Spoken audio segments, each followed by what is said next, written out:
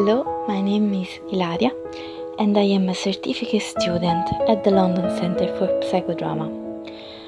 I have always been fascinated by human mind. In fact, I am a cognitive neuroscientist, but I was looking for a different perspective. And this is why I decided to enroll in this psychodrama course. I wanted to see the mind in action and the action in the mind. And I have to say that I could not expect a more enriching journey. Being part of the school is learning by itself, because you're not just part of a group, of a school, of trainees. You are part of an organism.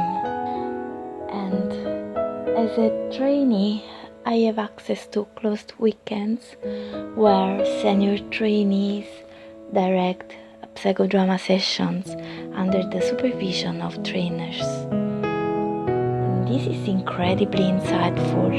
It makes you aware of how many levels of reality take part into a psychodramatic sessions, and how much you need to be aware about all of these and accept their existence, acknowledge their existence, to make the psychodrama session powerful as it is, as it can be.